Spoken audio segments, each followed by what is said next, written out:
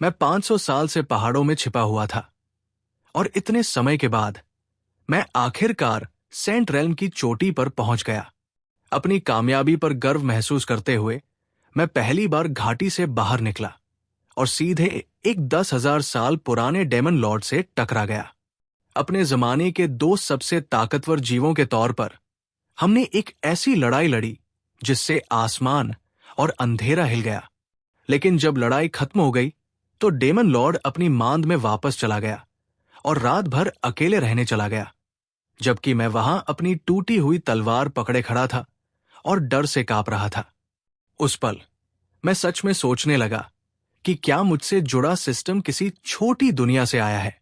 नहीं तो ये कैसे समझा सकता है कि 500 साल तक साधना करने के बाद भी मैं एक छोटे से सफेद सांप को भी नहीं हरा सका।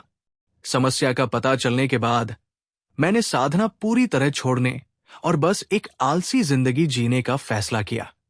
एक दिन घाटी में अपनी रोज की सैर के दौरान मुझे एक लावारिस बच्ची मिली। जिज्ञासावश मैंने अपनी स्पिरिचुअल समझ से उसकी हालत देखी और मेरी आंखें चौड़ी हो गई। उसके शरीर में खून की एक भी बूंद नहीं बची थी, फिर भी किसी तरह वो जिंदा थी। जब मैंने इस छोटे से चमत्कार को देखा तो मैं उसे खुद पालने के बारे में सोचने से खुद को रोक नहीं पाया। थोड़ी देर सोचने के बाद मैंने अपने ही सार से पुराने धर्म ग्रंथों वाली खून की एक बूंद जमा की। जैसे ही आखिरी खून का रून बच्ची के सीने में गया, बिग अप डिपर के साथ तारे एक ही समय में आसमान में चमक उठे। उसके चेहरे पर धीरे धीरे रंग लौटता देखकर मैं मुस्कुराया और कहा, अब से तुम्हारा नाम चेन जिंगकाई है। मुझे पता भी नहीं चला 6 साल बीत चुके थे। जिस बच्ची को मैंने बचाया था वो एक प्यारी सी छोटी बच्ची बन गई थी। भले ही मैं खुद को एक बेकार पिता मानता था, फिर भी मैं चाहता था कि मेरी बेटी का भविष्य उज्जवल हो। इसलिए जब वो 5 साल की हुई तो मैंने उसे कल्टीवेशन सिखाना शुरू कर दिया। अभी शिंकाई जमीन पर पालथी मारकर बैठी थी, जबकि उसके शरीर के चारों ओर रहस्यमयी रोशनी बह रही थी। ये साफ था कि कल्टीवेशन के बारे में उसकी समझ पहले ही एक अविश्वसनीय लेवल पर पहुंच चुकी थी। बाहर किसी भी ग्रुप में उसे एक अनमोल खजाने की तरह माना जाता। बदकिस्मती से उसके पिता ऐसे इंसान थे जो हर दिन आराम करते थे और कुछ नहीं करते थे। इस वजह से मुझे अंदाजा नहीं था कि उसका टैलेंट असल में कितना डरावना था। जैसे ही शाम हुई, जिंगकाई अचानक अपने पैरों पर कूद पड़ी और जोश में चिल्लाई, डैडी, मुझे अपनी कल्टीवेशन में रुकावट महसूस हो रही है। मुझे लगता है कि मैं बहुत जल्द तांगशुएन दायरे में पहुंच जाऊंगी। मैं मुस्कुराई और कहा, माय, जिंगकाई कमाल की है। क्या डैडी आज रात तुम्हारे लिए इनाम के तौर पर क्रिस्पी मशरूम स्नैक्स बनाएंगे? उसकी आंखें तुरंत चमक उठीं। हाँ हाँ, मुझे डैडी सबसे ज्यादा पसंद है। वो खुशी खुशी हमारे लकड़ी के केबिन की तरफ वापस चली गई। उसकी खुशमिजाज छोटी सी आकृति को दूर गायब होते देखकर मुझे अंदर से पूरी तरह ठीक महसूस हुआ। इस बीच पहाड़ के दूसरी तरफ एक बुरी तरह घायल ग्रे भालू जान बचाने के लिए भाग रहा था। वो इतना थक गया था कि पहाड़ के नीचे बेहोश होकर गिर पड़ा। पता नहीं कितने समय बाद भालू आखिरकार जाग गया। उसने सबसे पहले एक छोटी सी इंसानी लड़की को देखा जो उसे उत्सुकता से घूर रही थी। तुरंत वह सावधान और गुस्सैल हो गया। भले ही वो सिर्फ एक बच्ची थी, वो पहले ही तांगजेन दायरे में पहुंच चुकी थी। अगर वो बच गई और बढ़ती रही तो इंसानों को भविष्य में एक और आदरणीय संत मिल सकता था। उस आध्यात्मिक जड़ी बूटी के बारे में सोचकर जिसे उसने 300 साल सिर्फ इंसानों के लिए उगाया था, उसके दिल में बहुत गुस्सा भर गया। इंसानों ने मेरी कीमती जड़ी बूटी चुरा ली। अगर मैं उनके भविष्य के किसी आदरणीय संत को मार दूं तो भी मैं आगे रहूंगा। इस सोच के साथ ग्रे भालू ने अपने शरीर में बची हुई आखिरी ताकत इकट्ठा करना शुरू कर दिया। लेकिन इससे पहले कि वो कुछ कर पाता, शिंकाई ने अचानक अपनी धीमी आवाज में पुकारा, डैडी, जल्दी आओ। ये भालू जागता हुआ लग रहा है। फिर उसने कहा, और अगर आसपास कोई बड़ा है तो उसे भी मार डालो। जैसे ही ग्रे भालू ने मारने का जरा सा भी इरादा दिखाया, उसे बहुत ज्यादा प्रेशर महसूस हुआ। उसका शरीर बेकाबू होकर कांपने लगा। जहां तक मेरी बात है, मैंने लापरवाही करने की हिम्मत नहीं की। उस छोटे से सफेद सांप ने सालों पहले जो ट्रॉमा दिया था, वो अभी भी मेरी याद में ताजा था। इसलिए मैंने ध्यान से अपनी स्पिरिचुअल सेंस से भालू को चेक किया। सच में वो बहुत कमजोर और बुरी तरह घायल था। असल में वो मेरी बेटी से थोड़ा ही ज्यादा मजबूत था। ये देखकर मैं आखिरकार रिलैक्स हुआ। मैं उसके पास गया और आराम से भालू के पिछवाड़े में लात मारी। ग्रे भालू बस रहम की भीख मांगने ही वाला था कि शिंकाई ने हैरानी से पूछा, डैडी, ये कोई नॉर्मल भालू है या उन डेविल बीस्ट में से कोई? ये सवाल सुनकर ग्रे भालू तुरंत अपनी पीठ के बल लुढ़क गया, अपना पेट दिखाया और जितना हो सका उतना बेवकूफ मासूम चेहरा बनाया। मैंने धीरे से शिंकाई का सिर सहलाया और कहा, अगर ये कोई डेविल बीस्ट है तो डैडी को इससे छुटकारा पाना होगा। लेकिन इसके बिहेवियर को देखते हुए ये एक नॉर्मल ग्रे भालू जैसा दिखता है। मैं इस पर रोक लगाऊंगा। और शिंकाई तुरंत एक्साइटेड हो गया। सच में? क्या इसका मतलब है कि मेरे पास खेलने के लिए एक दोस्त होगा? Thank you, daddy. इस बीच ग्रे भालू चुपके से खुद की इतनी स्मार्ट होने की तारीफ कर रहा था। अगले ही पल उसने अपना रोएंदार सिर शिंकाई के हाथ पर रगड़ा। सुनहरी एनर्जी की एक किरण निकली और उसे भालू के माथे पर किया। उसी समय भालू को लगा कि उसकी पुरानी चोटें तेजी से ठीक हो रही है। मैंने समझाया, मैंने उसके शरीर के अंदर एक रोक लगा दी है। यदि इसने कभी तुम्हें चोट पहुंचाने के बारे में सोचा तो इसे असहनीय दर्द होगा। शिंकाई ने खुशी से ताली बजाई। ये बहुत बढ़िया है, छोटे भूरे। चलो, मैं तुम्हें वो फलदार पेड़ दिखाऊंगा जो मैंने लगाए हैं। भूरे भालू ने मना करने की हिम्मत नहीं की और वो छोटी लड़की के पीछे जंगल में और गहराई तक चला गया। जैसे ही वे चले, उसके दिमाग में अचानक एक साहसिक विचार आया। यदि वह किसी तरह इस मानव बच्चे को नियंत्रित कर सकता है, तो क्या वो अप्रत्यक्ष रूप से उस भयानक संत आदरणीय को भी नियंत्रित नहीं कर पाएगा? भालू खुशी खुशी योजना बना रहा था जब उसने अचानक देखा कि शिंकाई चलना बंद कर गई है। वो लगभग उससे टकरा गया। तुरंत उसके दिल में घबराहट भर गई। ये छोटी लड़की क्या कर रही है? अगर मैं गलती से इससे टकरा गया तो परिणाम भुगतने के लिए 10 जीवन भी पर्याप्त नहीं होंगे। जिस क्षण शिंकाई के प्रति गुस्से का एक निशान उसके मन में आया, उसका दिल अचानक बेतहाशा धड़कने लगा, मानो वो फटने वाला भालू पूरी तरह से शक्तिहीन होकर वही एक मरे हुए कुत्ते की तरह पड़ा रहा। अचानक शिंकाई का छोटा सा चेहरा उसके ऊपर प्रकट हुआ। वो शरारत से मुस्कुराई और डैडी ने कहा, प्रतिबंध वास्तव में बहुत मजबूत है। छोटे ग्रे, तुम पहले मुझे मारने के बारे में सोच रहे थे, है ना? हालांकि ग्रे भालू पूरी तरह से कांप रहा था, फिर भी उसने खुद को मासूम और भ्रमित देखने के लिए मजबूर किया। इसकी मजाकिया अभिव्यक्ति देखकर शिंकाई हंस पड़ी।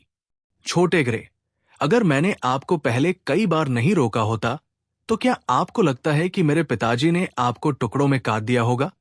जैसा कि उसने कहा, उसने धीरे से उसके शराबी सिर को थपथपाया। पता नहीं क्यों, लेकिन मेरे पिताजी वास्तव में राक्षस जानवरों से नफरत करते हैं। उन शब्दों को सुनकर ग्रे भालू तुरंत अपने घुटनों पर गिर गया। शिंकाई ने शांति से कहा, उठो, मैं किसी के साथ खेलना चाहता हूं, लेकिन मुझे धोखा देना पसंद नहीं है। शिंकाई ने आगे कहा, तो मुझे तुम्हारे साथ ईमानदार होने की जरूरत नहीं है, लेकिन तुम्हें हमेशा मेरे साथ ईमानदार रहना होगा, समझे? उस पल ग्रे भालू को आखिरकार एहसास हुआ कि जब बात समझदारी की आती है तो ये छोटी लड़की उससे पूरी तरह से आगे निकल जाती है। उसके दिमाग की हर छोटी बड़ी चाल तुरंत गायब हो गई। अब वो बस ये जानना चाहता था कि ऐसा डरावना छोटा राक्षस किस तरह के माहौल में पैदा हो सकता है। ये पता लगाने में ज्यादा समय नहीं लगा। क्योंकि शिंकाई उसे कभी भी कोई फलदार पेड़ दिखाने नहीं ले गई। इसके बजाय वो उसे एक छिपी हुई गुफा में ले गई। अंधेरे दरवाजे को देखकर ग्रे भालू को अपने खून से एक गहरा डर महसूस हुआ। भले ही उसे अंदर कुछ भी दिखाई नहीं दे रहा था, उसे खुद को भागने से रोकने के लिए अपनी पूरी इच्छा शक्ति का इस्तेमाल करना पड़ा। फिर शिंकाई खुशी खुशी गुफा के दरवाजे की ओर दौड़ा और चिल्लाया, मास्टर शाओबाई, आओ देखो, मुझे एक नया पालतू जानवर मिल गया है। कुछ पल बाद एक छोटा सा सफेद सांप धीरे धीरे गुफा से बाहर निकला। उसने अपनी ठंडी आंखों से ग्रे भालू को लापरवाही से देखा। उस पल ग्रे भालू इतना डर गया कि वो तुरंत अपने घुटनों पर गिर गया। छोटे सफेद सांप ने बस घृणा के साथ इसे देखा। हमें उस बड़े बेवकूफ भालू के बारे में अब चिंता करने की आवश्यकता नहीं थी। जैसा कि शिंकाई ने कहा, उसने शीर्षक वाली एक किताब निकाली, the overbearing saint Venable fell in love with me, volume 2 cover पर लिखा था। उसने खुशी से इसे ऊपर उठाया और कहा, मैंने इसे पहले ही पढ़ना समाप्त कर दिया है। मैं यहां इसे वॉल्यूम 3 के साथ बदलने के लिए हूं। छोटे सफेद सांप ने आश्चर्यचकित होकर जवाब दिया, इतनी जल्दी? फिर उसने धीरे से सांस ली और दूसरा खंड तुरंत उसके मुंह में उड़ गया। कुछ क्षण बाद उसने फिर से अपना मुंह खोला और तीसरा खंड सीधे शिंकाई के हाथों में गिर गया। उसने तुरंत किताब को दूर रख दिया और उत्साह से कहा, धन्यवाद मास्टर शाओबाई। फिर उसके चेहरे पर एक परेशान भाव दिखाई दिया, क्योंकि उसने आगे कहा, ओह ठीक है मास्टर, पिछले 6 महीनों से चाहे मैंने कितने भी संकेत दिए हों या मैंने कितना भी प्यारा अभिनय किया हो और रोया हो, डैडी अभी भी मुझे ये बताने से इनकार करते हैं कि मेरी मां कौन है। अब मुझे क्या करना चाहिए? छोटे सफेद सांप ने शांति से जवाब दिया, देरसवेर वो कोई कमी जरूर बताएगा। शिंकाई ने बात मानते हुए सिर हिलाया और कहा, ठीक है मास्टर। अपना मकसद पूरा करने के बाद वो मुड़ी और जाने के लिए तैयार हो गई।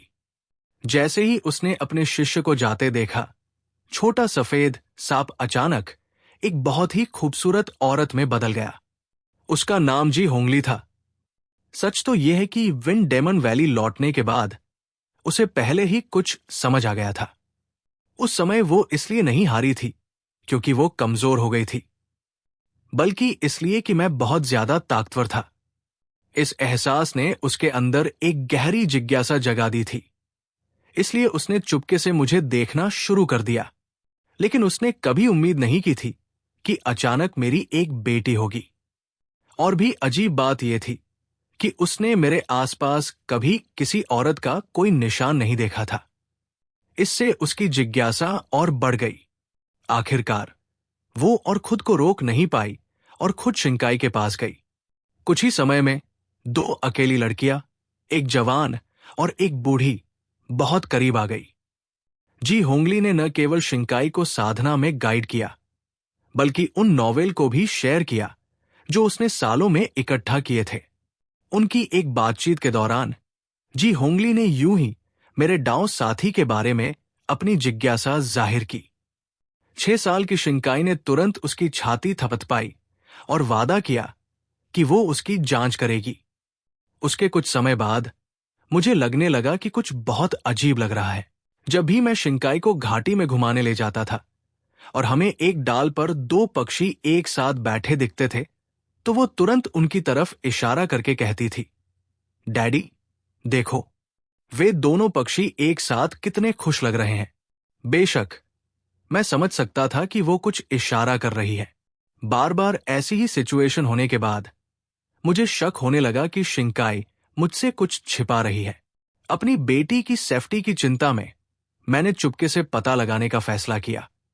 एक दिन मैं चुपचाप उस गुफा में गया जहां शिंकाई अक्सर जाती थी। ध्यान से अपनी मौजूदगी छिपाने के बाद मैं चुपचाप गुफा में घुस गया। जैसे ही मैंने अंदर कदम रखा, मैंने एक बहुत ही खूबसूरत औरत को बर्फ के बिस्तर पर सोते हुए देखा। जैसे ही मैंने उसके शानदार चेहरे को देखा, मेरे माथे पर ठंडा पसीना आ गया। मुझे इसके बारे में सोचने की भी जरूरत नहीं थी। वो बिल्कुल भी कोई आम इंसान नहीं थी। लेकिन इससे मैं और भी कंफ्यूज हो गया। इस रहस्यमयी औरत का मेरी बेटी के साथ कैसा रिश्ता था?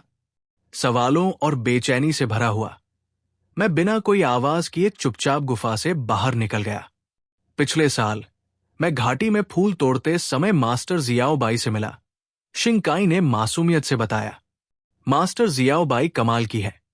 वो मुझे खेती सिखाती है और बहुत सारी मजेदार कहानियां भी सुनाती है। ये सुनकर मैंने थोड़ा मुंह बनाया और पूछा, इतनी जरूरी बात हुई और तुमने डैडी को नहीं बताई? शिंकाई का चेहरा तुरंत मासूमियत से भर गया जब उसने जवाब दिया, मास्टर शाओबाई ने मुझे इसे राज रखने के लिए कहा था। मैं बस एक बेबस आह भर सका। तो वो रहस्यमयी औरत असल में मेरी बेटी की मास्टर थी। जब मैं अपनी बेटी से जुड़ी हर बात से परेशान था, तब सेंट्रल स्टेट के शाही शहर में एक बिल्कुल अलग सीन सामने आ रहा था। हजारों की संख्या में साधक हेवनली मॉन्यूमेंट पैवेलियन के सामने जमा हुए थे, जो सदी में एक बार होने वाले हेवनली मॉन्यूमेंट सेरेमनी का इंतजार कर रहे थे। मॉन्यूमेंट्स में इंसानी नस्ल के सबसे खास टैलेंट्स को रिकॉर्ड किया जाता था। ह्यूमन मॉन्यूमेंट में नई पीढ़ी के सबसे होनहार युवा जीनियस लोगों को लिस्ट किया गया था। पृथ्वी स्मारक ने संत क्षेत्र के नीचे सबसे मजबूत साधकों को स्थान दिया और स्वर्ग स्मारक ने वर्तमान युग के सभी संत आदरणीय लोगों को दर्ज किया। जैसे ही एक सुनहरे बख्तरबंद गार्ड ने जोर से घोषणा की, सबसे पहले स्मारक खोलो, चमकदार सुनहरे शब्द तुरंत स्मारक पर दिखाई देने लगे। मानव रैंक 100, झुआनटिन तलवार संप्रदाय के लू मिंगक्सवान। रैंक 99, पर्पल मिस्ट पैलेस के लैनियाओ। रैंक 98, 9 स्वर्ग के क्वीन न्यू थंडर मंडप। एक के बाद एक नाम दिखाई दिए और भीड़ ईर्ष्या से देखने लगी। जब महान झो राजवंश की राजकुमारी जिंगजियू का सुनहरा नाम तीसरे स्थान पर आया, तो पूरा चौक सदमे से फट गया। राजकुमारी जिंगजियू केवल तीसरे स्थान पर है और शीर्ष दो कितने अविश्वसनीय हैं। जल्द ही दूसरे स्थान का नाम दिखाई दिया। ठीक है, किसी ने तुरंत सदमे में चिल्लाया, स्वर्ग भेदी संत शरीर। ताइचुआन संप्रदाय का हेडमास्टर इतना उत्साहित हो गया कि उसने आर्मरेस्ट कुर्सी को कुचल दिया। उसके पास न केवल स्वर्ग भेदी संत शरीर है, बल्कि इसमें सर्वोच्च रक्त भी है। जैसे ही मानव स्मारक ने उसकी प्रतिभा के स्रोत का पता लगाना शुरू किया, हांग परिवार के मुखिया हांग तियानके ने अचानक दृष्टि को अवरुद्ध करने के लिए एक काला पर्दा बाहर फेंक दिया। क्या? हांग परिवार का मुखिया मानव स्मारक में हस्तक्षेप करने की कोशिश कर रहा है, लेकिन अगले ही पल स्मारक की सुनहरी रोशनी ने सहजता से पर्दे को काला कर दिया। छवि जारी रही। सभी ने 2 नवजात शिशुओं को अगल-बगल लेटे देखा। बच्ची के ऊपर एक विशाल रक्त मोती तैर रहा था, जो लालच से उसके खून को सोख रहा था। जैसे ही उसका सारा खून बह गया, उसके शरीर के अंदर से एक लाल रक्त मोती निकला। उसने अपने बेटे का टैलेंट बेहतर करने के लिए अपनी ही बेटी का खून निकाल दिया। लेकिन फिर कुछ और भी चौंकाने वाला हुआ। इंसानी स्मारक ने धीरे धीरे नंबर एक जीनियस हांग यूचान का नाम बताया। फिर भी सबकी आंखों के सामने नाम अचानक बदल गया और पूरी तरह से एक अलग चेन जिंग काई में बदल गया। भीड़ तुरंत पागल हो गई। ये बदल गया, नाम सच में बदल गया। हर कोई जानता था कि इंसानी स्मारक अमर दुनिया से आया है और अपने आप किसी व्यक्ति की असली पहचान का पता लगा लेता है। अगर कोई नाम बदलता तो इसका मतलब था कि वो व्यक्ति अपनी पुरानी पहचान से पूरी तरह अलग हो गया था। हांग तियानके की बेटी से जुड़े स्कैंडल के साथ गुस्से में हांग परिवार तुरंत चौक से चला गया। इंसानी स्मारक की सुनहरी रोशनी फीकी पड़ने के बाद ही शोर मचाती भीड़ धीरे धीरे शांत हुई। जल्द ही अर्थ स्मारक ने अपनी रैंकिंग बतानी शुरू कर दी। रैंक 79, यिंग झुझू जुआनिंग संप्रदाय का लीडर। इंसानी स्मारक की तुलना में अर्थ स्मारक की रैंकिंग में मुश्किल से ही कोई बदलाव आया। जैसा कि उम्मीद थी, नंबर 1 की पोजीशन अभी भी महान झो राजवंश के चुनफेंग की थी। अर्थ मॉन्यूमेंट खत्म होने के बाद ग्रैंड फिनाले आखिरकार आ ही गया। Heaven monument. इस समय चौक में मौजूद सभी लोगों ने अपनी सांस रोक ली। सुनहरे शब्द धीरे धीरे सामने आए। रैंक 12, युनफू के संत लॉर्ड चू हुईझो। पूरा चौक तुरंत चर्चा में आ गया।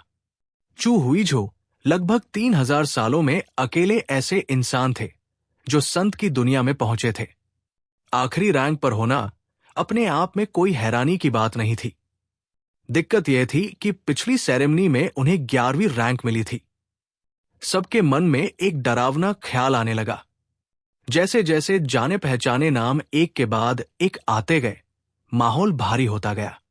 फिर जब आखिर में दूसरे नंबर की रैंकिंग सामने आई तो पूरा चौक पूरी तरह से खामोश हो गया। बोलने की हिम्मत की, फिर भी बहती सुनहरी रोशनी अभी भी नहीं रुकी थी। आखिर में पुराने सुनहरे टेक्स्ट की आखिरी लाइन दिखाई दी, रैंक 1 चेन चेंगुन। ठीक उसी पल घाटी में वापस शिंकाई की साफ आवाज ने अचानक मेरे विचारों को रोक दिया। डैडी, आप क्या सोच रहे हैं? जब से आपने खाना बनाना शुरू किया है, आपका ध्यान भटक रहा है। मैंने उसकी तरफ देखा और पूछा, डैडी आपसे कुछ पूछना चाहते हैं। वो मास्टर जियाओ बाई जिनका आपने जिक्र किया था, क्या उन्हें कुछ खास पसंद है? जैसे ही शिंकाई ने यह सुना, उसकी आंखें खुशी से चमक उठीं। डैडी, तो आप मास्टर जियाओ बाई के बारे में सोच रहे थे? मैंने उसके छोटे सिर को सहलाया और कहा, बिल्कुल, वो आपकी साधना गुरु है। आपके अग्रज के रूप में मुझे उचित रूप से उनसे मिलना चाहिए और उन्हें धन्यवाद देना चाहिए। शिंकाई ने तुरंत निराशा में अपना सिर नीचे कर लिया और धीरे से बुदबुदाया। मुझे लगा कि डैडी ने आखिरकार चीजों का पता लगा लिया है। फिर उसने फिर से ऊपर देखा और कहा, मास्टर जियाओ बाई को सबसे ज्यादा दिलचस्प चीजें पसंद है।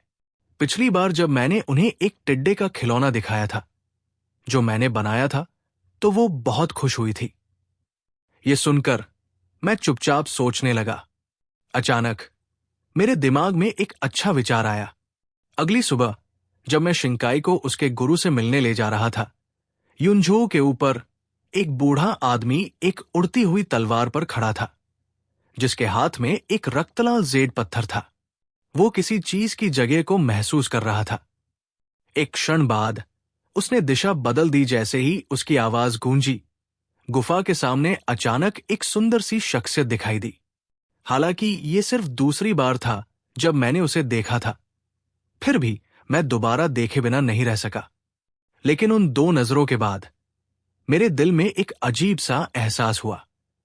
ऐसा लगा जैसे मैंने उसे पहले कहीं देखा हो। उसी समय सफेद कपड़ों वाली औरत ने चुपचाप मुझे देखा और मन ही मन सोचा, ये आदमी फिर से और भी मजबूत हो गया है। हम दोनों बस गुफा के दरवाजे पर खड़े होकर एक दूसरे को घूर रहे थे। फिर शिंकाई खुशी खुशी हमारे बीच दौड़ी और हमारा परिचय कराया। डैडी, ये मेरे मास्टर शाओबाई है।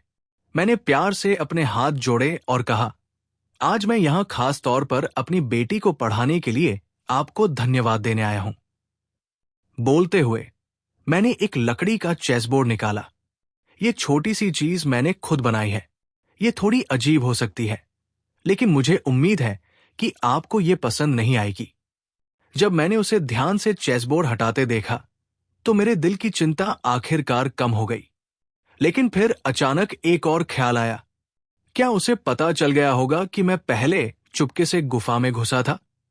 पानी उठाते हुए मैंने सावधानी से कहा, पिछली बार क्या हुआ था? वो काफी बदतमीजी कर रही थी।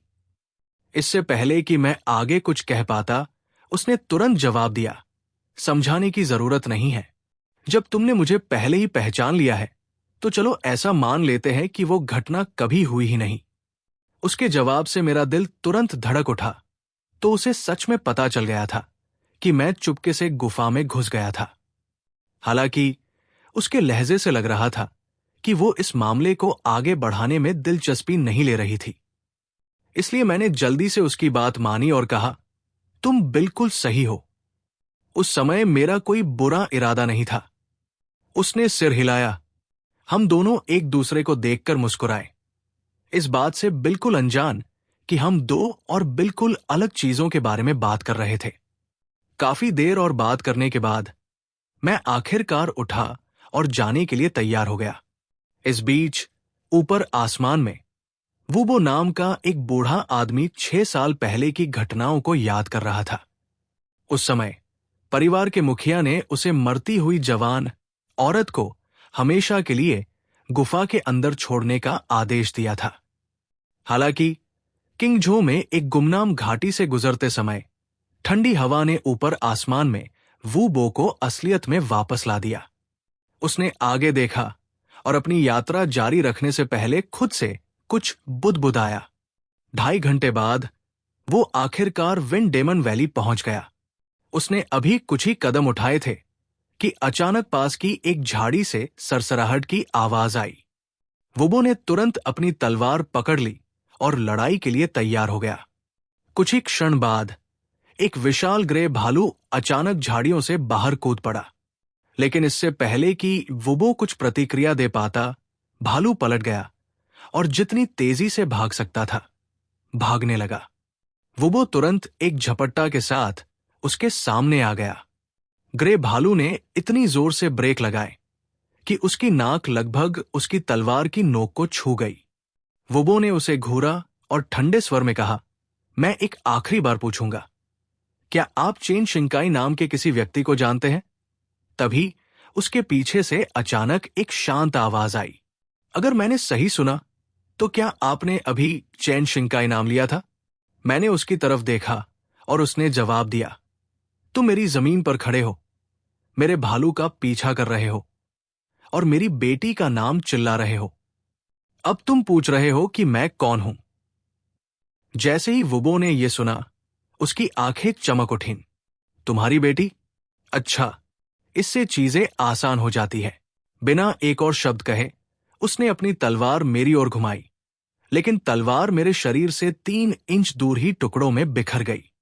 वुबो का चेहरा तुरंत बदल गया।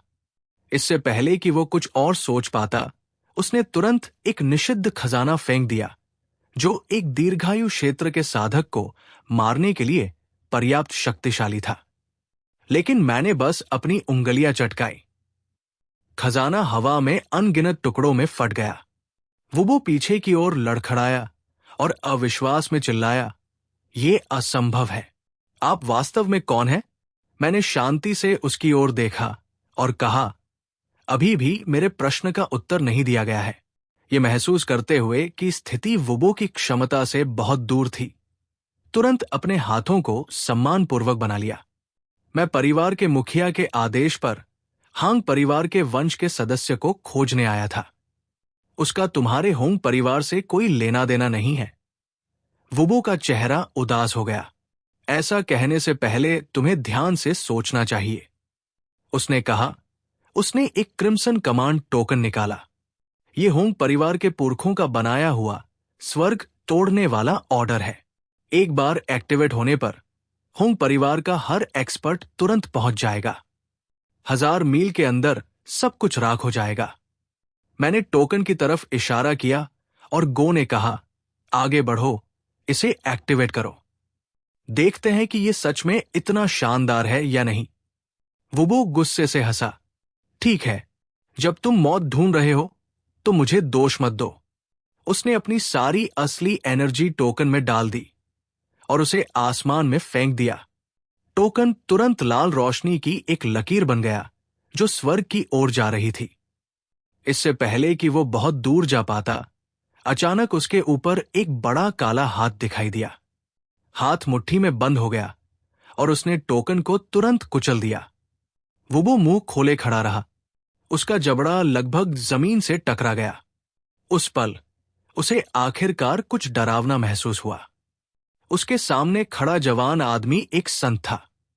आदरणीय, जैसे ही मैं उसे मारने वाला था, अचानक मेरे पीछे से एक खुशमिजाज आवाज आई। डैडी, मैंने बहुत सारे मशरूम तोड़े हैं। क्या हम आज रात मशरूम सूप बना सकते हैं? लगभग 5 या 6 साल की एक छोटी लड़की मशरूम से भरी टोकरी लेकर दौड़ती हुई आई। कई सालों बाद भी वुबो ने उसे तुरंत पहचान लिया। उसकी आंखों में तुरंत आंसू भर आए। छोटी लड़की शिंकाई दौड़कर मेरे पास आई और उसे हैरानी से देखा। डैडी, ये दादाजी कौन है? ये जानते हुए कि वे आज नहीं बचेंगे, वुबो ने हमें वो सब कुछ बताने का फैसला किया जो वो जानता था। उसने हांग यूचान और हांग परिवार के बारे में पूरी सच्चाई बताई। बात खत्म करने के बाद उसने एक लंबी सांस ली, जैसे सालों से उठाया हुआ बोझ आखिरकार उतर गया हो। शिंकाई चुपचाप सुनते हुए अपना सिर नीचे किए रही। एक लंबी चुप्पी के बाद उसने धीरे से ऊपर देखा। आंसू रोकने से उसकी आंखें लाल हो गई थी। हांग येचे नाम की उस बड़ी बहन की जिंदगी कितनी दुखद थी। फिर वो पास आई और कसकर मेरा हाथ पकड़ लिया। सबसे अच्छा, तभी मुझे एहसास हुआ कि उसने कहानी को खुद से नहीं जोड़ा था। वू ने बो और मेरी अदला-बदली की, एक नजर डाली और चुपचाप मान लिया कि सच वही नहीं बताएंगे। कुछ देर बाद शिंकाई ने अपने आंसू पोंछे और धीरे से कहा, डैडी, मैं मास्टर शियाओ आई बाई से मिलने जा रही हूं। धीरे से उसका सिर सहलाया। आगे बढ़ो। शिंकाई ने सिर हिलाया और धीरे से चली गई। छोटी सी शक्ल अजीब तरह से अकेली लग रही थी। उसके गायब होने के बाद मैं वू यू बो की तरफ मुड़ा।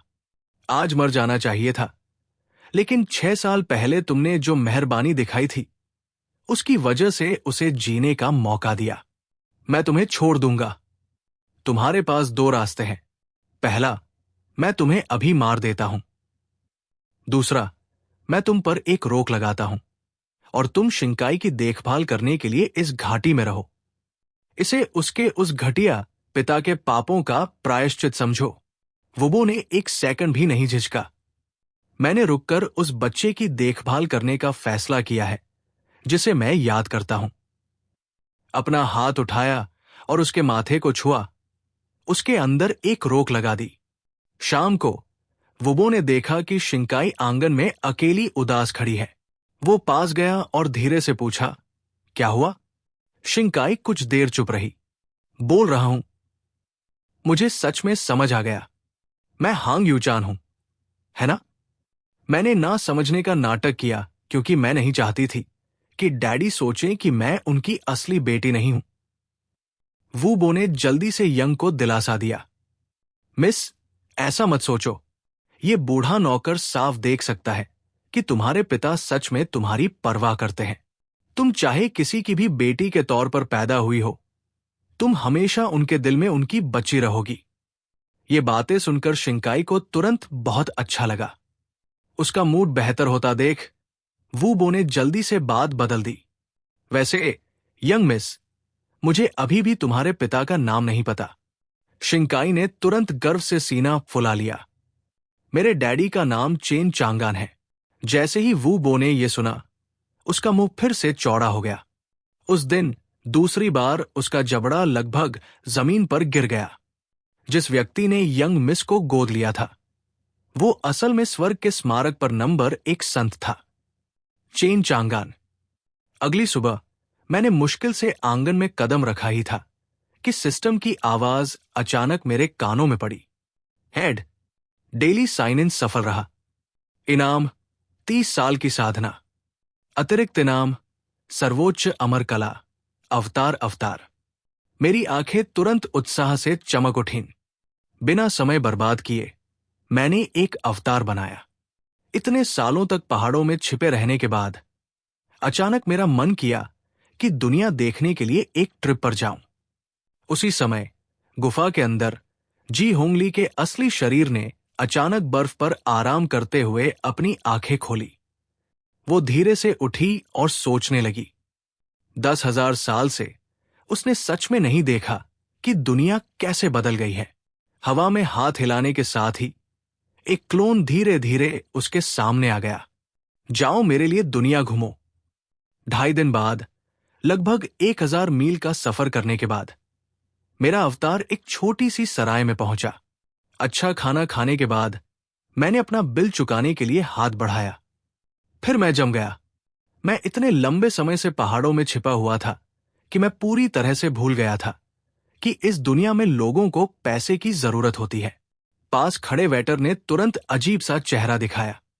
तभी पास से एक ठंडी आवाज आई, मैं इस आदमी का पेमेंट करूंगा। मैंने तुरंत उस जवान आदमी की तरफ शुक्रगुजारी से देखा, लेकिन इससे पहले कि मैं उसे धन्यवाद दे पाता, पास से एक मजाकिया आवाज आई, जियाओ यू, तुम पहले से ही जियाओ परिवार में जिंदा रहने के लिए संघर्ष कर रहे हो, फिर भी तुम दिलदार होने का नाटक कर रहे हो। युवा मास्टर की आंखों में मजाक था। अगर जियाओलिंगर ने इतने सालों तक तुम्हारी रक्षा नहीं की होती तो मैं करता। उसके एक फॉलोवर ने उसे तुरंत टोका। युवा मास्टर झांग, आपको सबसे बड़ी लड़की का जिक्र यूं ही नहीं करना चाहिए। झांग जियाओ ने नाक सिकोड़ी। डरने की क्या बात है, वो लड़की 2 साल पहले चली गई। सब जानते हैं कि जियाओयू अब एक मजाक है। 5 साल पहले वो जीनियस जेड मिस्ट दायरे के पीक पर था, लेकिन पिछले साल शहर के लॉर्ड की दावत में वो सबसे बेसिक जेड मिस्ट टेक्निक भी नहीं कर सका। ये सुनकर मुझे तुरंत दिलचस्पी हुई। एक जीनियस युवा मास्टर बदनाम होकर परिवार का कचरा बन गया। मैं उस कहानी को बहुत अच्छी तरह जानता था। हालांकि इस अवतार में सिर्फ तांगशुन दायरे के बीच के स्टेज पर ही कल्टीवेशन थी, फिर भी ये इन जेडमिस्ट दायरे के कल्टीवेटर से बहुत आगे था।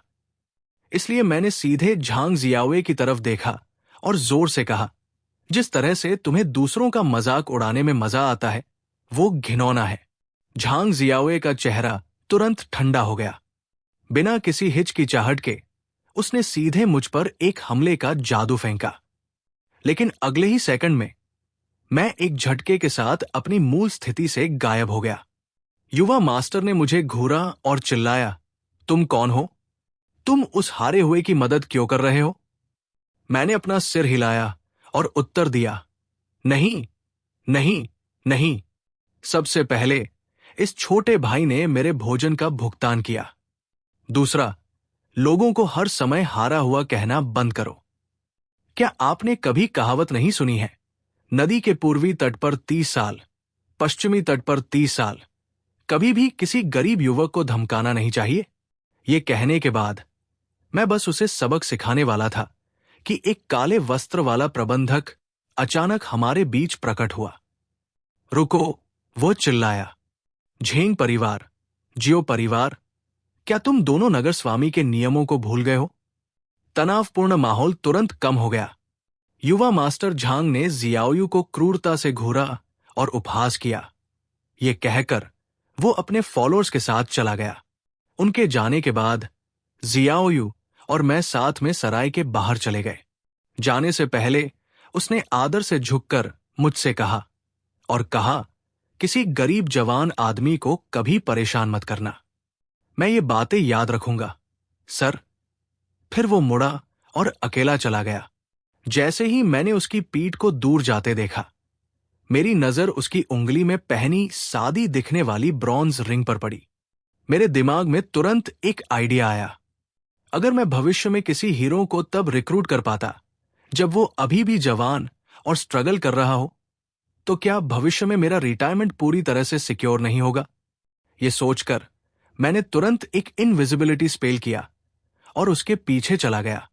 जैसे ही शाम का आसमान अंधेरा हुआ, शाओयू ने अपना सिर नीचे किया और अपनी उंगली में पहनी ब्रॉन्ज रिंग को घूरने लगा।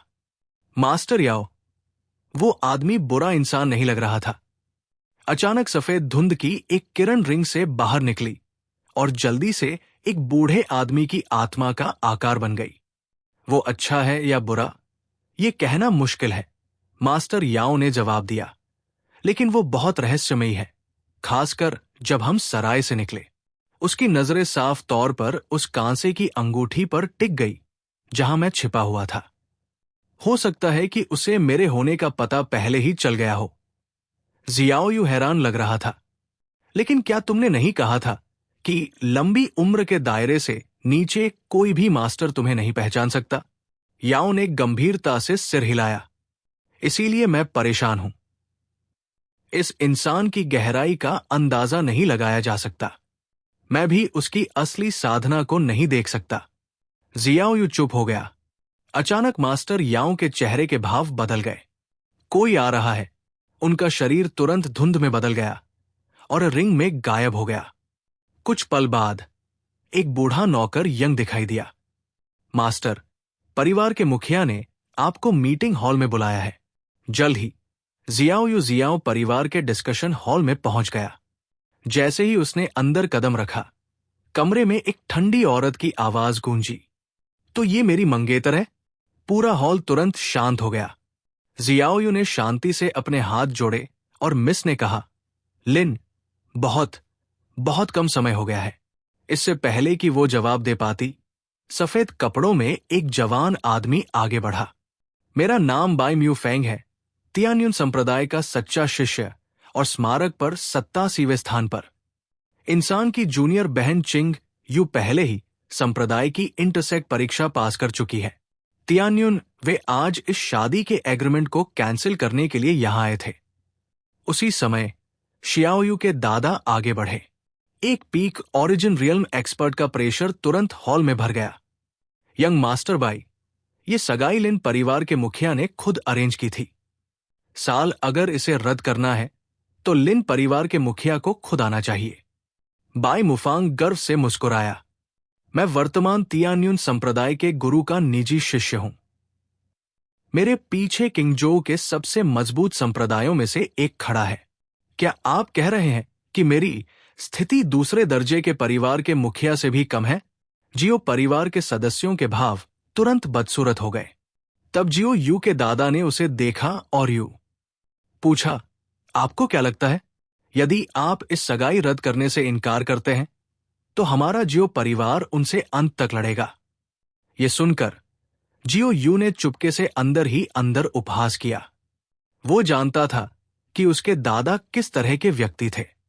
बूढ़ा लोमड़ी स्पष्ट रूप से तियान्युन संप्रदाय को अपमानित करने का दोष उस पर डालने की कोशिश कर रहा था।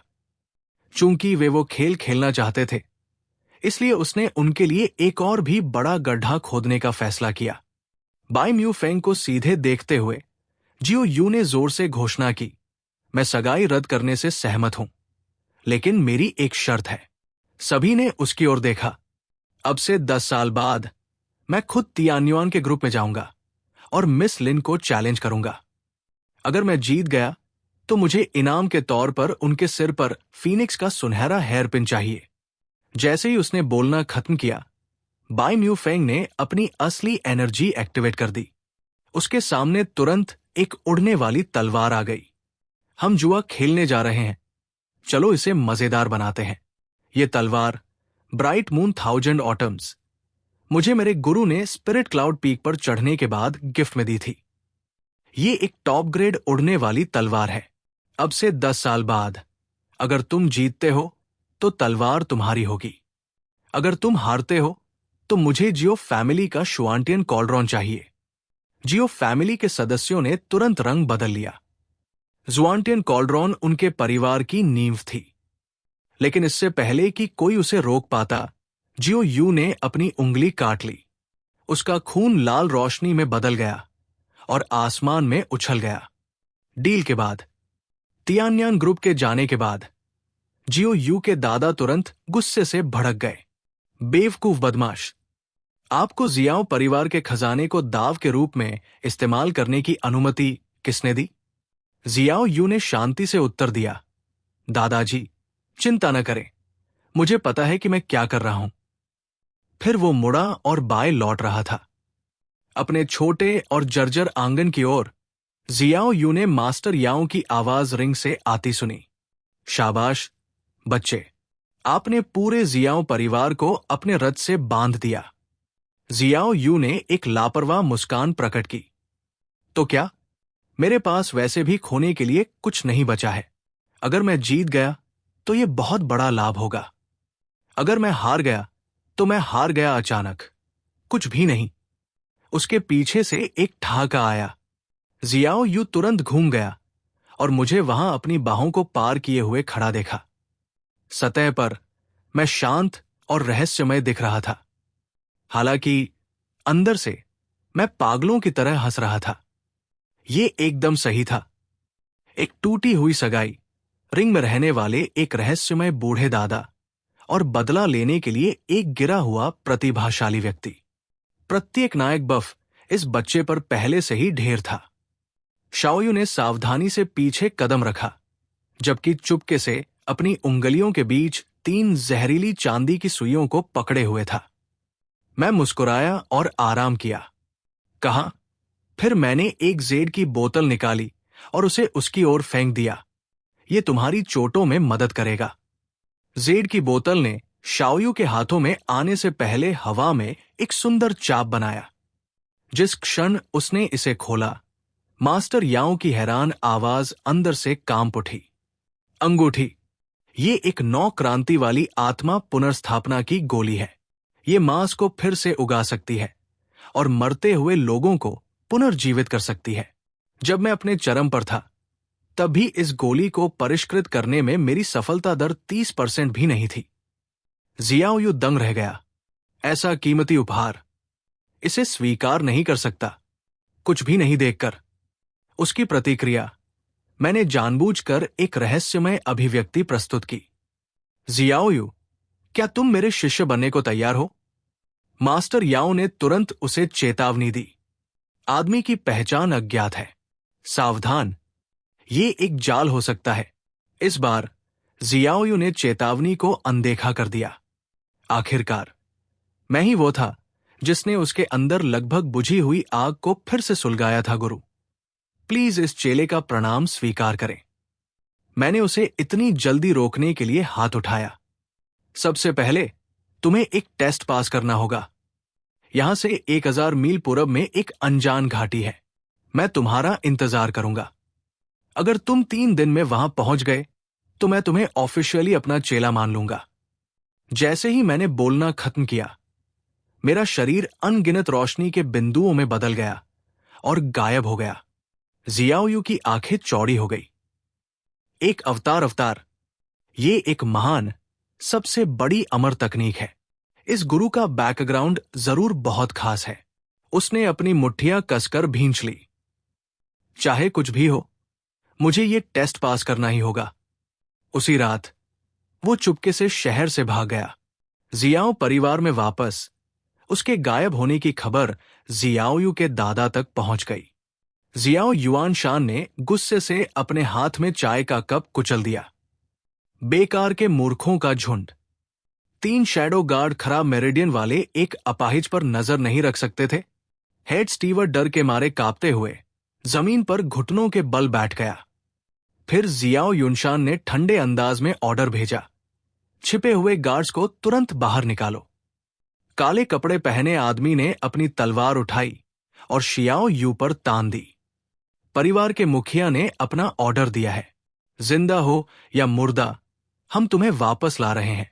जैसे ही उसने बोलना खत्म किया, एक उड़ती हुई तलवार बिजली की तरह शियाओ यू की तरफ आई।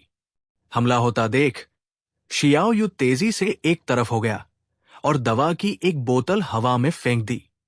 बोतल उड़ती हुई तलवार से टकराई और तुरंत फट गई, जिससे चारों ओर बादल जैसा हरा जहर फैल गया। इस डर से कि जहर जानलेवा हो सकता है, छाया रक्षक तुरंत दिशाएं तितर बितर हो गए। कुल मिलाकर शाओयू ने उस छोटे से अवसर का उपयोग पास की नदी में कूदने के लिए किया। पलक झपकते ही वो उनकी नजरों से ओझल हो गया। तीसरे दिन की सुबह तक अनगिनत कठिनाइयों को सहने के बाद शाओयू आखिरकार एक ऊंची चट्टान पर पहुंच गया। इस बिंदु पर वो पूरी तरह से थक गया था। उसके शरीर को ढकने वाले घाव हर कदम के साथ बदतर होते जा रहे थे।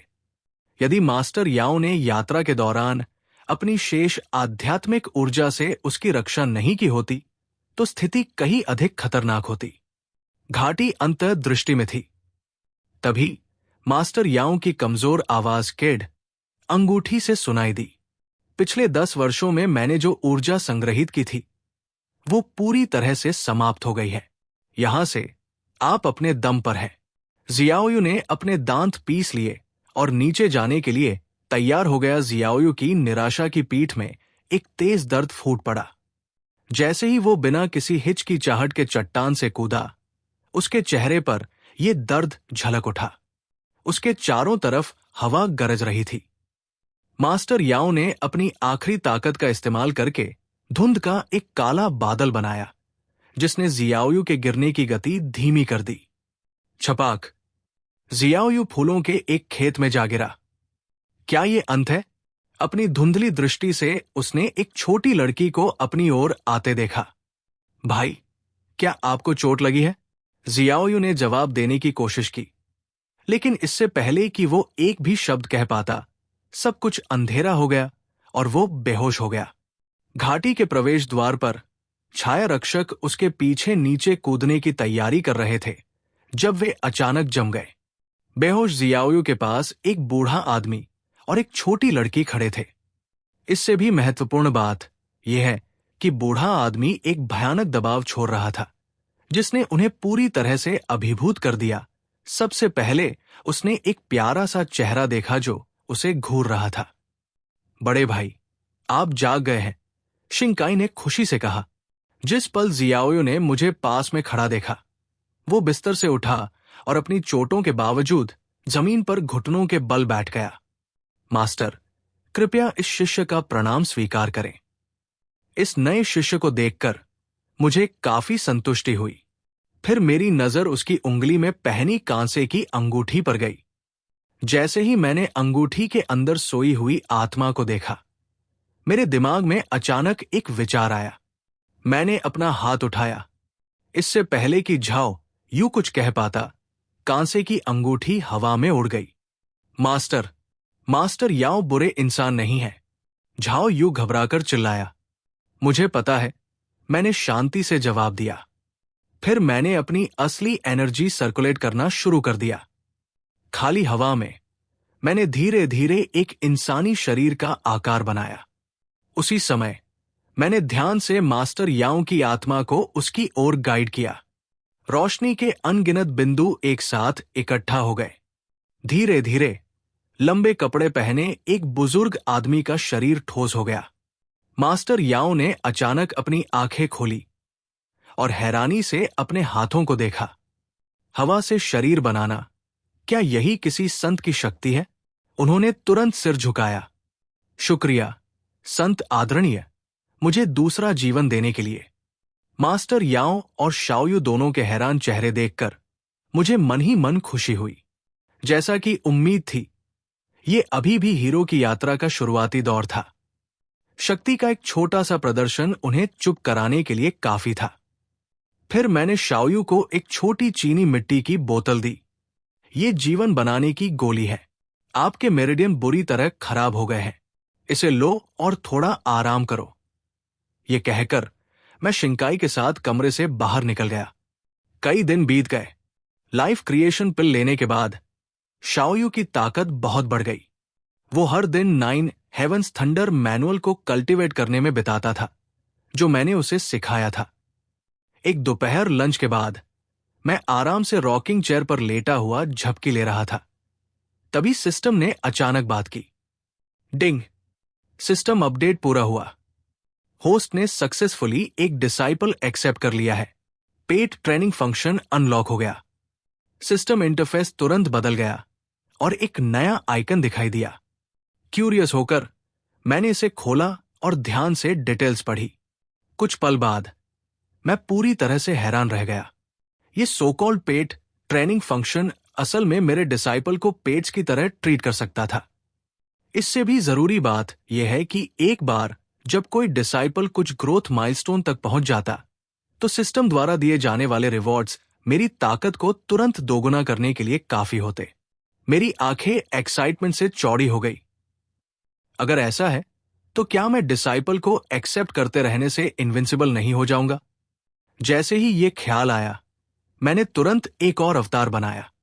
इस बीच जियाओ फैमिली मीटिंग हॉल के अंदर एक शैडो गार्ड घुटनों के बल बैठा था।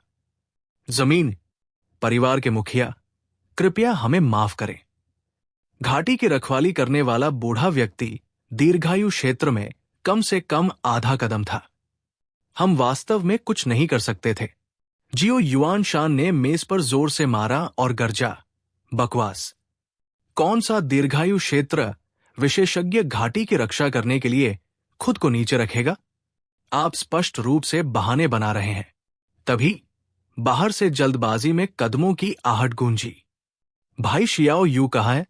लगभग 16 या 17 साल की एक युवा लड़की हॉल में दौड़ी। ये शियाओ लिंगर थी। जियो युआन शान ने भौहें चढ़ाई। लिंगर, तुम अचानक शियाओ क्यों लौट आए? लिंगर ने जल्दी से कमरे में चारों ओर देखा। दादाजी, भाई शियाओ यू कहाँ है? माहौल तुरंत अजीब हो गया। उसने देखा कि शैडो गार्ड फर्श पर घुटनों के बल बैठा है और फिर जियाओ युआन शान के चेहरे पर उदास भाव देखा। उसके दिल में एक भयानक एहसास हुआ। जियाओ लिंगर अचानक मुड़ा और एक जानी पहचानी नौकरानी के कंधे पकड़ लिए। अजीब, बताओ क्या हुआ?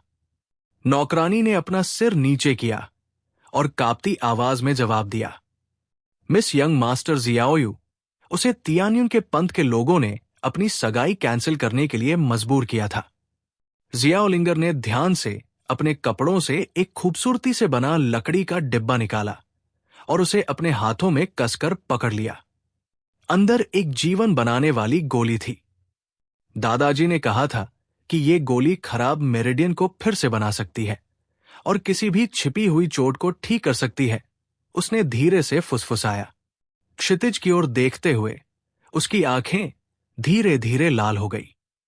भाई जियाओयू, तुम्हें मेरा इंतजार करना होगा।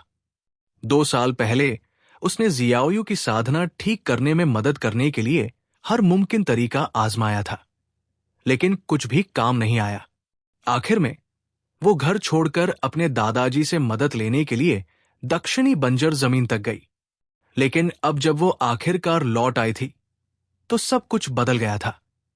उसी समय एक दुबला पतला बूढ़ा आदमी अचानक उसके पास आ गया। मिस, इस बूढ़े नौकर ने पहले ही युवा मालिक जियाओयू के ठिकाने का पता लगा लिया है। वो पूरब की ओर चला गया। मुझे मिली जानकारी के अनुसार उसने एक रहस्यमयी एक्सपर्ट को अपना मालिक मान लिया है। जियाओ लिंगर ने तुरंत पक्के इरादे से आसमान की ओर देखा। उसकी आंखों में जलन थी। भाई जियाओयू, लिंगर तुम्हें ढूंढने आ रहा है।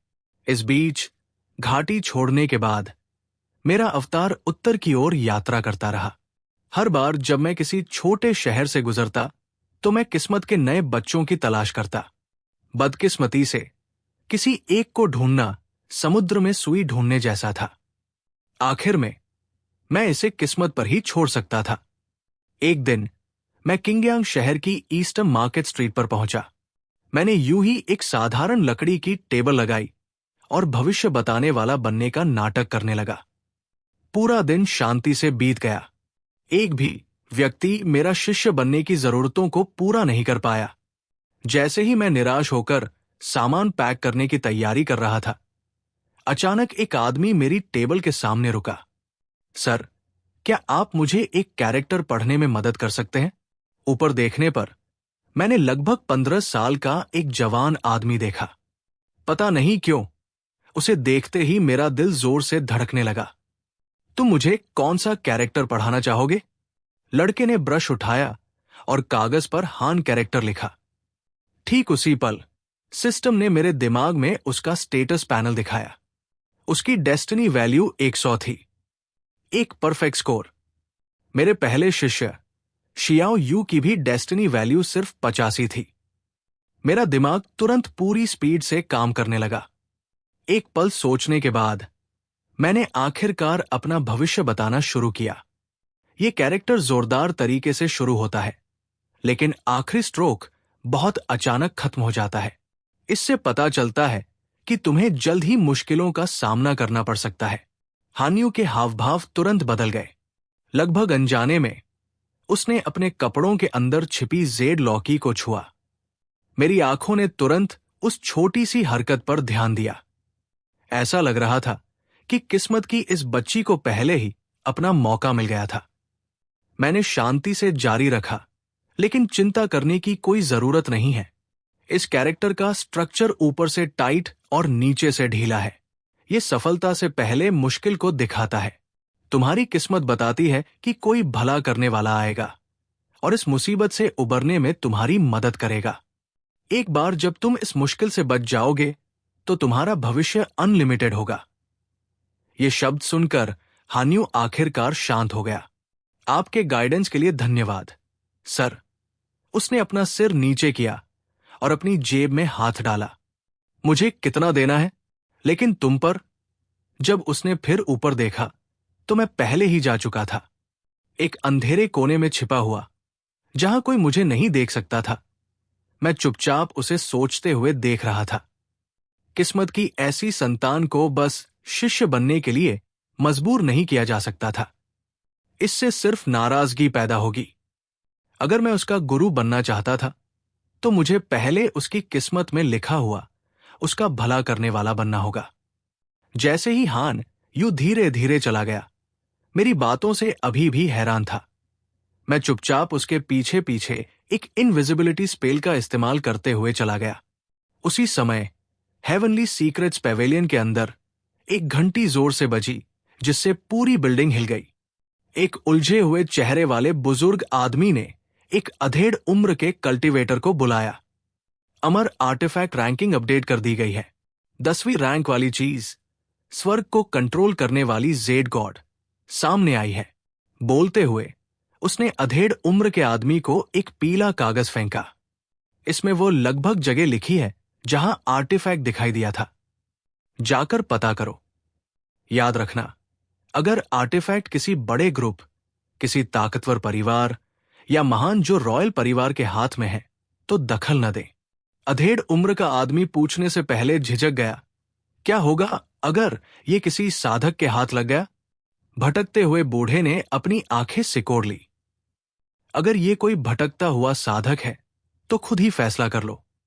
खजाने उन लोगों के होते हैं जो उन्हें रखने के लिए पर्याप्त मजबूत होते हैं। मध्यम आयु वर्ग के आदमी ने अपनी मुट्ठियां भींची और चला गया। बूढ़ा आदमी पीछे रह गया, खुद से बुदबुदाता रहा। कुछ ही दिनों पहले चेन उपनाम वाले एक संत पूज्य अचानक स्वर्ग रैंकिंग में प्रकट हुए। अब एक अमर कलाकृति भी सामने आई है और उसके ऊपर प्रमुख संप्रदाय और कुलीन परिवार गुप्त रूप से उस विशाल घटना की तैयारी कर रहे हैं। ऐसा लगता है कि दुनिया अराजकता में गिरने वाली है। इस बीच 8 सुगंधित संप्रदाय के औषधि उद्यान के अंदर हान यू कांपते हुए अपने हाथों में जेड लॉकी को घूर रही थी। असल में वो बस अपने अकेले छोटे से आंगन को और ज्यादा रौनक वाला बनाना चाहती थी। इसलिए उसने एक छोटे से पौधे पर स्पिरिचुअल लिक्विड की एक बूंद डाली। लेकिन वो छोटा सा पौधा, जिसमें असल में सिर्फ 2 पत्ते थे, अचानक जोर से हिलने लगा। पलक झपकते ही वो 7 पत्तों वाले स्पिरिट जिनसिंग में बदल गया। हान्यू का चेहरा पीला पड़ गया। कोई भी ये कभी नहीं जान सकता। उसने तुरंत जेड लॉकी को अपने कपड़ों के नीचे एक सीक्रेट जेब में छिपा दिया। फिर वो अपनी अभी की हालत के बारे में सोचने लगी। एल्डरमो आखिर क्या प्लान कर रहे हैं? हाल ही में जब भी वो कल्टी करती थी, एल्डरमो चुपके से उसे परछाई से देखते थे। उनकी आंखों में एक अजीब सी एक्साइटमेंट थी, जिससे उसकी रीढ़ में सिहरन दौड़ जाती थी। मैं कल्टीवेशन ऐसे नहीं कर सकती। उसे पहले से ही आने वाली कामयाबी के संकेत महसूस हो रहे थे। आमतौर पर यह बहुत अच्छी खबर होनी चाहिए थी, लेकिन अब यह एक जाल जैसा लग रहा था।